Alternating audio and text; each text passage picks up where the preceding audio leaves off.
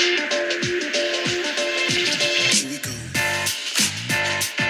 right, we're back here with another episode of the Hill Boys podcast. Got a super special episode today, joined by some of the original Hill Boys right here.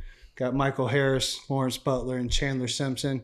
Appreciate you guys coming out and spending a little bit of time with us today. Appreciate you. Thanks for having us. Thank you. So first things first, how's this offseason going so far for you guys? It's been going good for me. Been rehabbing majority of the off season, but still got to do a couple of things I wanted to do. Like I got to go to the World Series. That was pretty cool. Go to a couple concerts, see a couple cool artists. So that's been pretty cool for me. How about you guys? Pretty much the same. Putting in work, trying to recover, drinking my beet juice. I went to we actually went to a concert/comedy show together. So yeah, that was fun. Yeah, Drewski, that was funny. That was good. Yeah. Nice. Yeah, it's been good. Just grinding, just getting better at things that I need to fine tune and make sure my body's ready to go, and doing a little fun stuff here and there, but just really been locked in. All right, so for each one of you, just kind of want to go through and see how you guys got plugged in with this group, back at the beginning, and how you guys kind of got involved with the Hill Boys. Mike, we can start with you and just kind of go this way. So I guess started off, I was playing for Big Grip's team when I was a teen, and I guess ever since high school and got drafted, kind of stayed in contact, and we all went through that moment with COVID and couldn't use any field, so we all came together and they brought up the idea to work out at his property in Fayetteville and have somewhere to work out to still be ready for the season in case we had one. So that's kind of basically how that came about. Yeah, I would say the same thing. I was playing with Marquise when I was like 14, knew Lou through the MLB developments camps, and like you said, just got drafted out of high school, stayed in touch, would do some work here and there. Then during COVID, we came home and we didn't have a field to work out at. So we went to Marquise's property on the hill, started grinding, and, it kind of just took off from there. So. Yeah, my journey was a little different. I came around like 2020, started working out at Bill Evans, started coming out there doing a little infield work with Lou, and just started coming around the guys, but I've known them since I was little. So just being around and doing work, and then they liked my work ethic, how I went about things, and then adopted me into the group. Nice. So I'm kind of curious what y'all's impression was, because I heard from Cam, from Jalen and Marquise, but those first days getting out there on the hill and training, what was your first impression whenever they kind of got you guys started? And I think they were trying to break you a little bit. I thought it was an easy workout. It wasn't easy. Nah. Like I said, they definitely had a guy or two throwing up and not show back up. So that kind of tells you what we went through. But it kind of gave us the test to really know that this is something we really wanted to push towards, and I guess reach our ultimate goal. And you see all three of us now are in the big league, so I guess it kind of worked out. Yeah, it was a lot of running. That property is pretty big, so he would make us run around the whole thing, like twice, for no reason. But it was worth it, and I saw it, help me improve on and off the field, just with my body and just conditioning and just hitting, throwing, running, all that stuff. So. The first couple of days, I was kind of skeptical of like what it would be like, how it would go. But it worked out. They figured it out. So a lot of shortcuts. Yeah. Yeah. No, my first impression of the hill, when they said the hill, I was used to going to Piedmont, and that was like my version of a big hill. Then I got to the property, and I was like, okay, that ain't nothing compared to what I'm finna get into. But yeah, it's great work, and I like to run, so anything that I can improve in that area, I'm ecstatic to do. And it not only improves you physically, but mentally as well, just to see how far you can go, and it definitely separates the weakest from the strongest, for sure. Now, were you guys pretty competitive back then? Like, was it kind of one of those attitudes of I'm not going to be the one that quits first? Yeah, for sure. Yeah, we always compete. I'm trying to beat him, see who the fastest, who can get up the hill first. There's a video out there if y'all want to go look at it. I'm just saying. Chan came in last, by the way. Chan did come in last. He's live on MLB Instagram saying that I won. No, he didn't beat us that race. He might have beat us another race. Overall faster. Yeah, but that race, I won and Mike came in second. And then Chan was last. But yeah, I mean, we compete all the time, just trying to make each other better. Just trying to improve each other's skills and just trying to push each other. Now, is that fun for you guys to watch them? It kind of takes a little bit of the gas off you guys that they can kind of push each other that way. Yeah, and I got that video on my phone of them racing. And by the way, that was probably after they did 10 sprints up the hill. So I was wondering what the hell they was doing. But no, it's it makes things a lot easier because we know they're gonna all push themselves, man. They all got a competitive nature. They all want to get better, and and they push each other, man. Along with talking smack. So we know if one of them loses, man, they not gonna hit the end of it. And it's just funny for us, but we know they're giving 100% every time. So it's great. Now, does that kind of carry over into the season for you guys? Are you guys keeping up with everything during the season, kind of doing a little smack talk in the group chat and things like that? For sure. I pretty much, yeah. Me and Mike started some Twitter beef, so that's been pretty good. I hope to have Twitter beef with all the bros during the season. Mm-hmm. I also added them on my MLB app, so I automatically keep up with all they doing, throughout the season, see how good they've been playing and stuff like that. Yeah, I'll get a couple of texts from Law saying he got more bags than me at a certain point or whatever, and then I have to pick it up a bit. So, I mean, even though we compete on the field with our own teams, we're competing against each other as well. Now, even though you're competing against each other, you guys are still trying to push each other forward, though, I'm sure, with this bond that you guys have built out with the Hill Boys. You're still rooting for the best in each other, obviously, but using that competitive side to kind of push it forward a little bit. Yeah, for sure. There's times during the season, if he's struggling or if I'm struggling, we kind of talk each other through like what we do to get out of it or what exactly we're feeling. And I feel like either one of us has either been in that situation or will be at some point. So it's kind of good to talk it out during the season, even though when we play each other, we don't want the other person to win. We still want to see them do good. So, yeah. Yeah, I mean, I want them to go 4 for 4 every game unless they playing us. So that's pretty much how it works. I'm sure it's nice for you guys to see that they have that they can fall on each other, where if they are struggling, you don't feel like you have to step in the season and be that guy to call and be like, hey, I think you should be doing this or that. You can trust that they have that base around them that can kind of pick them up as well. Yeah, that's kind of like the brotherhood that you need. You almost have to have that. Like I said, the last episode was I had Eric Davis, Darryl Strawberry, Tony Gwynn. I had all those guys that I can call and talk to, right, as a rookie in the big leagues that I looked up to that I can lean on if anything was to go away. But for them guys to be able to lean on one another and not call the parents or not call that coach, because that is their competition. They're in competition. They're all outfielders. And they have to understand that and have to keep their game at a high level, because guess what? It's some more 16, 17, 18-year-old guys are coming too. And we got eyes on them.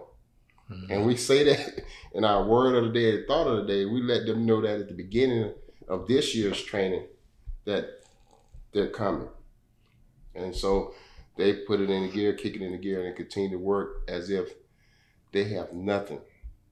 And that's the beauty of it, watching these guys work. What's it mean for you guys having that bond together and having somebody that's kind of outside the organization that you can rely on, kind of just an extra backing that you guys have? You can talk to each other. You got someone you can rely on, someone that you can trust that's even outside the locker room. How special is that for you guys?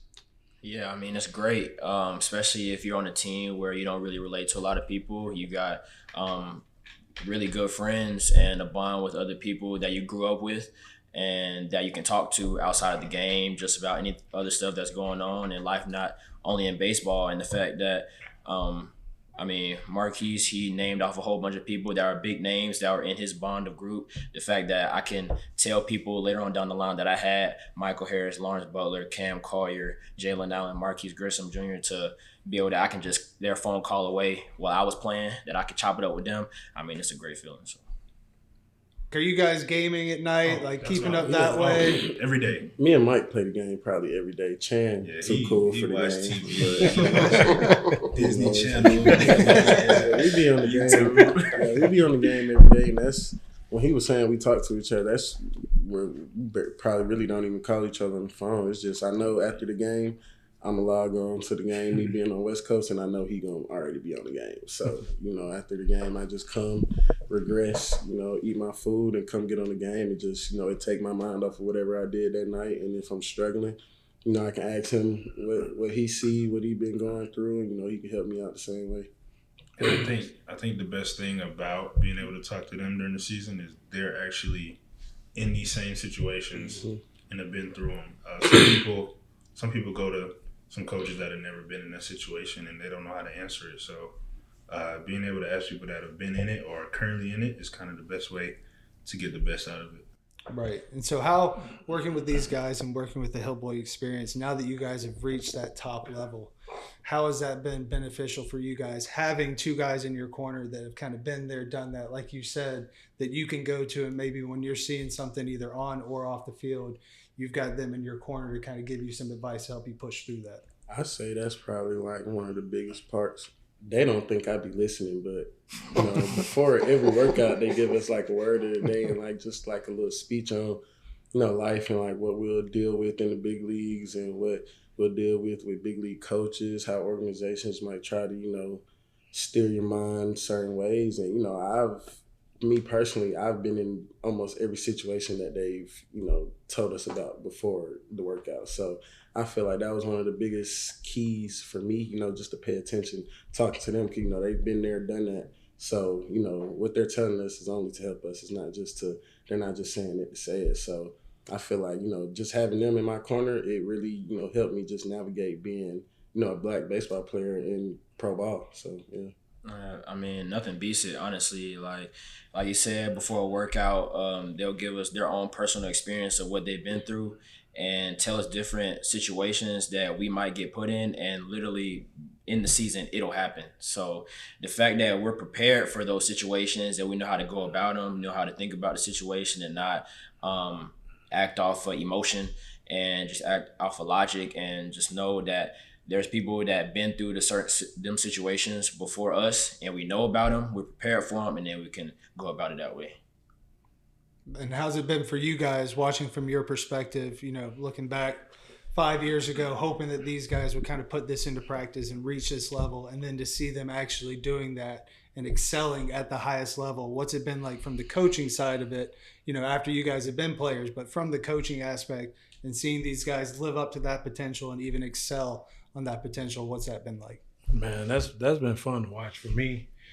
The biggest thing is just the things that we share, that it resonates with them, and they know that we care about them. And I know in the beginning when we telling these stories and and we talk about some of the wild stuff we did off the field and some of the things we went through, they're like, man, you capping. Get out of here. And but we just being honest. We've been where they trying to go. We come from the mud, so we had to navigate through. Nothing was given to us. So the fact that they taking it and remembering it, and then once they go through it, they have something to fall back on. That's the best part of it, man. And we know the hardest part is navigating through all these obstacles and ups and downs, and people coming at you sideways. It's never about the talent. We know that, so that's why we share it. And sometimes it's some embarrassing stories, but they're real, and I think they respect that about it the most. And so I know, Chandler, you mentioned the preparation being a huge side coming with these guys. So when you guys get into those in-game situations, maybe something that you don't have to think about anymore because you know that you've had that preparation with these guys. Do you feel that when you're in those in-game moments? Yeah, most definitely. Being prepared for a situation, just knowing that we practice that in the off season, when we get in the game, it's just like practice. So we can just go about it, not think about anything, just trust our training and then go about it that way. So, and a lot of it comes from experience as well. And the fact that these two guys have had that experience and has told us about it, and then we go about it in practice. So in the game, it's like nothing. We don't even have to think about it. Yeah, I mean, I feel like it's like it happens more times than not to where like you'll be in a situation and you're like, oh, they literally told me about this exact situation, and then you just instantly remember, how to go about the situation and how to play that situation in the game, and it just comes second nature to you. You don't even got to think about it, and it's just at the end of the day, you're like, well, damn, I'm glad they told me that, teach me that, and.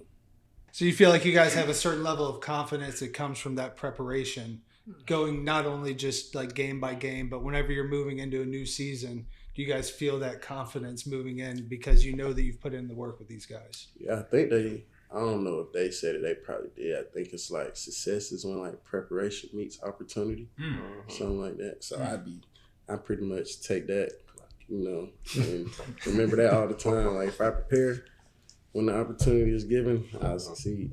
And it's not even a thing like, not even just game to game. It's day by day. Yeah. So dealing with stuff off the field, front office, coaches, other players, people they competing against. So Girlfriend. just dealing with stuff off the field as well. That's not necessarily something you can control on the field, because you can control most everything on the field, but there's a lot of other factors in our sport, especially us being African Americans. So, and the fact that we're prepared for that, then I can walk confidently in any locker room and know that I'm prepared for any situation.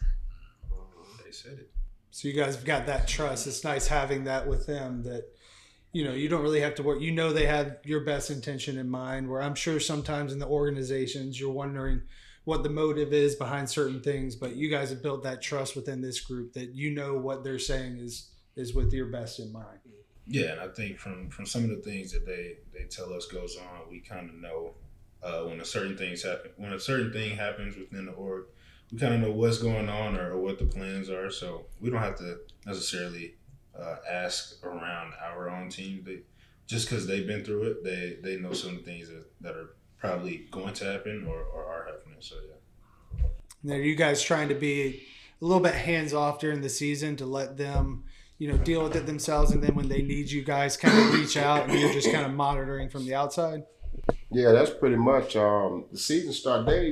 It's almost like they have to go spread their wings, because everything happened to them is for them. That's going to make them become a better player, better person, better father, better son, better uncle. All those things that they endure during that season is getting them prepared for the next season. And that's what you want. You just want to be prepared for the next season. A little bit more wise, a little bit more smarter, a little bit more mature every year. And we can tell them something every year is going to be different 10 years from now. And it's going to happen. Because that's just the nature of the game. And we want them just to keep developing and keep growing and keep having that same energy with their practice. And understand that a baseball career is short at best. At best. Those 17 years went by like that. And it was over. Now we've been out of the game 20 years. You see what I'm saying? So they understand that. And I wish I had somebody to tell me, but I had the great Hank Aaron, who was in my corner, who had my back, and who I piggybacked off of. And that's all the motivation I really needed, and my mom and dad. So they got a great group. They got great parents. And I think all of that is very important and vital to their success going forward. But, they got it. They understand it.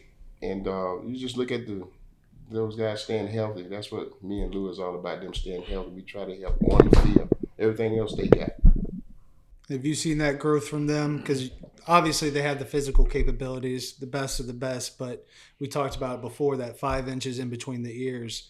That's when it really makes the difference at the next level. And have you seen that kind of mature year over year as they've come back during the off season moving forward? Yeah, for me, it's just watching them work. I'm watching every year how intense and intentional they are about just getting better. And we're talking about guys that's having great seasons. It's easy to come back home and just kind of go through the motions, but they never do that. And so once I see that, I'm not worried about the physical ability or what they can do talent-wise. It's just more about mentally, am I going to keep pushing myself to be the best me? And so once we see that, we know that they're going to be all right. The game going to take you through some ups and downs, and it's going to make you want to quit and cry and all these things. But If you wake up the next day and show up, then you're gonna be better for it. So it's fun to watch. Like I say, man, I find myself screaming at the TV. I'm clapping, I'm screaming, it's just fun to watch young players living out their dream, and you know how hard they work, and nothing was given to them. So that's rewarding for me. And how do you guys approach the off season now? Because you have reached the pinnacle. You guys are excelling at the highest level. How do you guys go into each off season making sure that you don't get complacent and don't fall into bad habits? And I know that this group kind of helps keep you accountable for that, but do you guys kind of take a different approach now that you've made it to the league and kind of setting goals for yourself and things like that? I mean, I would say like getting to the league was just piece of, the main goal. The main goal is to, Marquise played 17 years. If I just get to 15, I'd be thankful. Hall of Fame, championships, you got personal accolades. So, and none of those just come with you just, being complacent. So you every off season you got to work every day. You might not want to get up and go do it, but if that's really what you want and what you're chasing, then you got to get up every day and work for it. Yeah, and there's some times where, obviously after a season, 162 games, you got to take some time off. Sometimes I want to get right back to it and work because I don't know. I just like to keep going, stay in the rhythm. But you gotta give your body a break even when you think you can still go. So I think that's good for us because we all want to. We look forward to going to workouts and we talk about on the game, talk about what we did that day workouts and I guess how we did something better than somebody else and who hit more line drives and. Now I have Chan telling me where to hit my last pitch in a round, so I try to do that. So, yeah, it's kind of like we all look forward to putting in the work and trying to be better players. Yeah, it's a hunger thing, honestly, for me. Being that this is my first year, I'm trying to really establish myself as one of the best players in the game at what I do. And I know that I feel like the way I play the game, I'm a leader of another group of individuals that play a different type of game. So just being the fact that I got a new hunger for more things that I want throughout the game, not just like money or fame, anything like that, just things like the Hall of Fame, just being considered one of the greatest players to play the game in the power era, and the fact that my game can still make an impact and still win ball games, it mean a lot to me. So, and then just to come back to preparation, I know that we harp on that a lot, but to go in the season prepared is like the most comfortable thing mentally because you don't have to worry about anything. Like you can just go out there, no matter what, you know that you prepare for what is to come, and you just go out there and play. So those habits you guys learned, early and even over the last 5 years, those are still showing up today in preparation during your off season. Has it become easier, I guess, to kind of instill those habits, or is it something that every off season it's like I got to focus, I got to lock in, and kind of keep this preparation moving forward? I kind of like to keep it every off season. Got to stay locked in, keep preparation. Because I would kind of relate the easier habits to it being complacent. You don't want to just keep going through the motions. You always want to, do something different because, last year you might have did something you felt like you should have been better at. So, it's always room to work, always room to improve and, get better. And then again, we got each other. So it's like if one person's slacking, I know I'm going to definitely get on somebody about not doing their work just because I know I am. So, and I know if I do something, which that's not going to happen, but I know it'll be the same thing. So the fact that we got this camaraderie and brotherhood that we all working to get to, we have the same goal. We like-minded people. So we definitely going to be on each other about getting that work in. So. And I'm the biggest troll at the group, so I for sure let them hear when they doing something. Keeping each other accountable a little bit. I'm a semi-troll. Yeah, he a troll too. Yeah, I say the habit gets easier to like knowing to put in the work, but the workout never gets easier. Yeah. The work never gets easier. Never.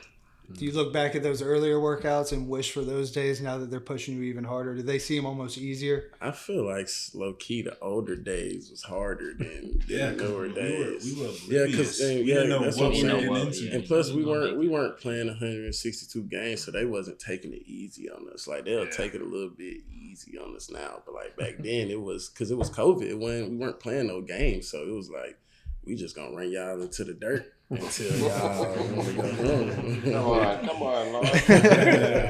Now, have you kind of done that intentionally, kind of easing off because now that they are playing 162 games a year, obviously you still want to push them kind of close to that breaking point, but maybe not quite to that same level that you were doing in those early days? Well, he said all the time, you work at your own pace. And now that we know that they understand how important the work is and how they go about it, we don't have to be as pushy.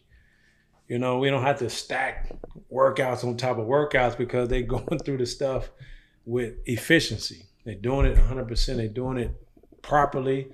So we can kind of ease off to a certain extent. We add different things to challenge them so they can grow. So we're going to add on to it because we don't want things to be easy either. You know, the season's not easy. Facing 102 miles per hour is not easy. Playing 162 games is not easy. You know what I mean? Somebody trying to take your spot, not easy. So you went through that pretty good. Okay, we're going to add some hurdles and some hops and some, let's just see if we can do that.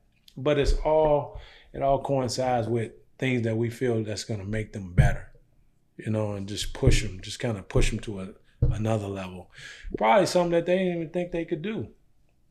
Prior to it. We're just trying to get it all out of them and just show them that, hey, you can do this too. We wouldn't have you do it if we didn't think so. So that's kind of my mindset, when we're going through the work. And I'm sure for you guys, it's become a little bit easier to buy into it, seeing the success that you guys are having during the season. You know that this preparation is really starting to pay off. Yeah, for sure. I mean, I feel like every year, we've all done progressed an extra level and got better. So, it's not even a doubt in my mind that I'm gonna, do whatever they tell me to do. And not even talent wise. Last year, thankfully, I didn't have an injury. I played maybe 158, 160 maybe. But the year before, freakish injury, hamstring. But other than that, the last couple of years been healthy. Treat my body right. So things they say about doing that as well is kind of what goes in hand too. Having success definitely makes the grind easier. But like you said, back in the older days, those older workouts, like when you're coming up in the game, you really don't know if you're gonna make it to the pinnacle. So the fact that we got success, we made it to the top, and we still shopping for more, it does make it easier. But one thing Big Grip preach about a lot is leaving with no regret. So when we play our last game and we walk away from the game, knowing that we soaked every ounce of hard work, dedication, motivation, discipline, all that out, and however long we play, we can walk away knowing that we left nothing on the table, and that's the biggest thing. And then you guys are able to kind of keep that Hellboy mindset moving forward with you in your pro careers. I know that this group has meant a lot to you guys, but is that something you're intentionally thinking about during the season? Is I want to represent, my guys that are the Hellboys. That means something to me. And kind of have that in the back of your head as you move forward during the season. Yeah, for sure. There's a lot of things that we represent. In terms of family, organization, friends, and now the Hill Boys. So the fact that we wear this, we carry this on our shoulders as well. It's a great thing to carry. So the fact that we have to go out every game and we're representing the Hill Boys. I'm not only representing them, but I'm representing my friends as well that's in the organization with me. So. Yeah, and pretty much everybody on my team know about the Hill Boys. They joke around and be like, "I'm gonna come to Atlanta and work with the Hill Boys all the time, man." So yeah, we gotta. I'm glad to be a Hill Boy. I'm glad representing it. Putting it on notice. A lot of little kids want to be Hill Boys now because they see us being Hill Boys. So that's pretty cool. Yeah, I was gonna say you'll be surprised how many players and coaches around the league actually know about us and actually label us as Hill Boys when they see us together, or jokingly, if they see me with Law, somebody on my team be like, "Oh, the Hill Boys." Yeah, they do it all the time. So it's crazy that people actually pay attention to it, and I mean, when we just started, it was just a name we gave each other because something was we on the do. hill. So like, yeah, we was on the hill. We were some boys. So it's like, we just gave each other a name, and I guess everybody around the league pretty much noticed it. And just trying to all make it to that highest level and kind of make a name for ourselves. Very nice. And it's got to be a source of pride for you two as well. Like, did you ever dream that, they would kind of reach this level? I know you guys had the best intentions, but them representing this brand that you guys have kind of started to build out, what does that mean to you to see them go their day by day, kind of being the men they are and the players they are, representing that Hellboys name? Well, I just hope it's theirs. So it's another title, it's another representation to pass along to the next generation and create another opportunity for the next generation of kids. And that's why we started the Junior Hill Boys, because they got to live up to those standards, right? They got to live up to those standards of a professional baseball player, and they have no idea really how impactful it has been the last couple of years. And how we talked about the coaches, we talked about MLB players and coaches who know who the Hill Boys are. But think about all the young kids who I done ran across. I know they done ran across that, hey, I want to be a Hill Boy. And that's the most rewarding thing for us. We didn't set out to do this for the Hill Boys. We set out to do this for our kids. And they just happen to be some of our kids, right? And then they come up with the name, and all of a sudden now it takes off. And that's progress. That's what we want. We want progress. And they're making progress. And not only that, they're making a huge impact on a whole bunch of little kids' lives. Yeah, and I'd say you guys got to be proud of the work that they're putting back into the community. I know all three of these I see during the season, the stuff they're doing with their foundations and giving back. That's got to be another, again, source of pride, just showing kind of what they stand for and the people they are beyond the baseball player. Yeah, it's just showing, holistically what type of people they are. It's more than baseball. They're very good baseball players, but they really good dudes, and they care about the future of the game. With baseball and the climate that it's in, with 6.2% African Americans representing it, these guys are a great example of the type of players that can come and impact the game when given opportunities. But they wouldn't be this way if they didn't work the way they do. I guess when you say Hill Boy, when I think about Hill Boy, I think about how they work and how they hold each other accountable and how serious they are about being the best version of themselves. It's not about a brand or anything like that. It's about being an example. Like, you can do this too, but I'm serious about what I do. And then it's a brotherhood as well. So it don't get any better than that. I'm great. I'm happy to be a part of it, to just plant the seeds that I plant and just show up and be there for them, because I know how important that is just for any player trying to progress through, trying to be one of 24,000 players. I know how difficult that is. So I just wanted to just play my part, and they taking full advantage of it, man. Hopefully, man, it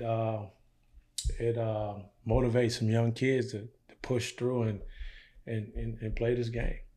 What does that mean to you guys, being in a position that you can, be a mentor, be a role model for these kids and give back to your community, and kind of that you've reached that level now? What does that really mean to you guys? It means a lot to me because, before we even thought about all this, like, all of us were playing together as little kids. It ain't really a lot of people can say that, 6, 7 dudes they done played with since T-ball made it to the big leagues. So, me and Chan was on T-ball teams. We go play Mike over there on the east side, and, to see all three of us, in the big leagues playing against each other I think it's one of the coolest things I've ever experienced in my life. Just to have some of my closest friends be able to live out my dream and their dream together. And, it kind of just inspires more little kids to be like, maybe me and my friends can live out our dream together one day and, I'll be in the big league. So I think that's one of the coolest parts about it. For sure. But since we're on camera, I got both of y'all who was the better team? Blue Jays. Blue Jays. All We were better. We were better cut the than. lights Look, off. yeah, that's what I'm saying. We were better than y'all. They Y'all weak. just cheated every time. Like Y'all we cutting the go lights to off Gresham on us. Park and they cutting the lights off. But we winning the game. Like Game canceled. game canceled. Nah, we gotta redo the game. Like you see, that's we that. making That's those that stories. east side. Back That's to that the east side. question. Back to the question. Yeah, it's good to have those kids look up to us because obviously they're from the same area as us and they want to live out the same dream. So having the title that we have and they're kind of trying to reach for those same stars is kind of good for us to look down and have a reason to, I guess, keep our head on straight and know that somebody's watching us. Yeah, it means a lot to be a mentor to kids. I mean, we had to look up to somebody, and Big Grip and Lou don't have to pass their information and their knowledge down. So we're doing our due diligence. So, and who are we to not do it to some other kids as well, to the next generation? Because we want to see black players grow in the game as well. So, and as we continue to grow in the game, we got to keep passing down the knowledge. So if you guys each had just one piece of advice that you could give to a kid that's, coming up either through the Hill Boys program or somebody that idolizes you guys, that's a role model to you, if you could kind of go back and give yourself advice when you were 11, 12 years old, do you guys have something that you can kind of give to them? I mean, I feel like everybody say this, but I think it's real. Like, I would just say keep going. Like, because, like, it's been plenty of times where, like, I'm 12 years old and I'm like, yeah, I don't really think I'm going to make it to the league. You see what I'm saying? It ain't just because of my performance. It's just like, I mean, as a kid, it looks so far away and it seems so difficult. It's 4 levels. I mean, you got to get drafted by a team. It just seems so difficult as a kid. Like, and it seems so far away. But, I mean, if you just keep going and you really just give it 100%, like they used to tell us, like, just dedicate. I mean, this was when we was in the minor leagues. Dedicate 2 years. If you dedicate 2 years, full baseball, don't let no outside distractions, and then see where you end up in 2 years. So I just tell them, like, keep going. Yeah, I always say the same 2 things. It's something I did as a kid. 1, have fun, because you're not gonna be able to have fun in this game forever once you get higher and higher. So especially at that age, you gotta have as much fun as you can. And once you get a little older, I say around high school, you got to believe in yourself because there's going to be some people that don't believe in you and don't think you deserve the opportunity. But as long as that one person sees you and gives you an opportunity, just believe in yourself and take that next step, try to reach your goal. Yeah, I also say 1, be yourself. Know who you are as a player and a person, mentally, physically, spiritually. Like, find all that out because that's gonna help you on and off the field. And also to piggyback off what Mike said on believing yourself, you are the only person that's gonna know what your destiny is. I mean, it can come down to your own parents not knowing if your dream is going to work out, but you know. So if your dream is to make it to the league and that's your goal, then stick to that and don't waver, not even the slightest bit away from that because only you know what you're trying to do and all you got to do is grind to get there. Now, do you guys have anything specifically you're looking forward to moving into this season with these 3 guys? Staying healthy. I already know the numbers going to be there. And like I told them to a long time ago, I played a good little while, right? I told them in 10 years, they better pass all my numbers. What's all your numbers? Go look them up. 10 years. And you talked about the Hall of Fame, guess what? You'll be knocking at the door. And it's doable. But it starts like every single year you got to get prepared. You got to get yourself in great shape. And you got to be a dog.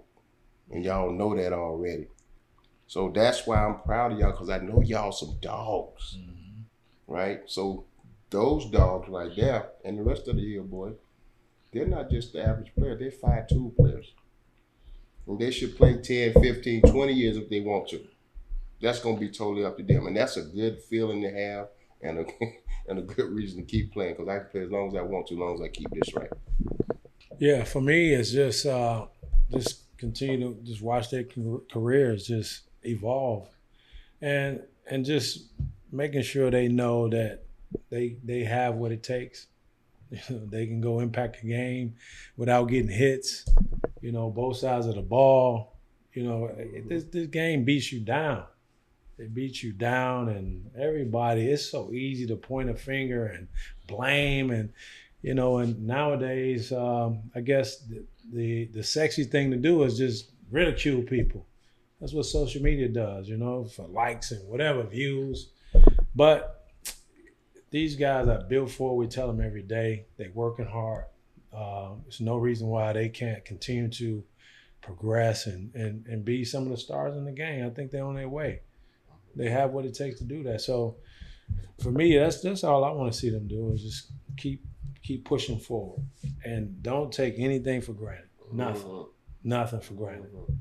Because this game can be taken away from you just as fast as you're there. So first week of the season, got a lot there. He trying to get some get back, y'all. We done smacked them up last year. Is it August or September we play y'all? September. Yeah, we smacked the Braves last year, so hopefully we want some get back so bad. Spikes up there with I them. hit 2 home runs one game. Stop talking to them. We walked them off on my birthday. Hopefully we get Cam. We want some get back so bad. Yeah, we walked y'all off on my birthday. On my bobblehead day. Yeah, they sorry, bro. Like I Mike said, was scared to play. He hopefully didn't we even play get that Cam game. to come to the A. I don't know if Malin. I'll be doing Cam I don't know if team the Twins so come bad. to us, but hopefully Marquise up there too. So I can have everybody come to the A. And We take beat the them. L. We beat them too. They ain't Everybody good. come get And the then belt. when we came to y'all, then what happened? That don't count. 500 versus y'all. I'm 1-1 against you, by the way. I didn't play the first game. So I Yeah, don't- you was scared. I'm series win over the Braves. I got a series win. Over the Braves, not me. You part of the Braves. Now, do you guys have any specific goals going into this season? Do you have something that you're aiming for specifically this year? Philadelphia. All-Star and Yeah. playoffs. Yeah. That's all I care about. All-Star and playoffs. But All-Star, batting title, stolen base title. I like that. Yeah. I like Big things that. looking forward Yeah. to. Attainable too. Yeah. Mhm. Yeah, gold glove. Yeah. I might get me an in and in on the map. Nah, I'm sure. I want to. yeah. Well, we appreciate you guys spending some time with us. We wish you nothing but health this season and success. I know from an outsider's perspective, it's been awesome to watch you guys play. You guys are some of the most fun players to watch in baseball. So I hope that this year, again, just stay healthy, keep this offseason going, keep the same kind of structure that you guys have been working through because something's working. And it's fun to watch from here. I know it's fun to watch for these guys. So we appreciate you guys taking some time and coming up here and talking with us. Appreciate you for having me. Awesome, man. Yeah. Awesome. All right. Cool, man. Here we go.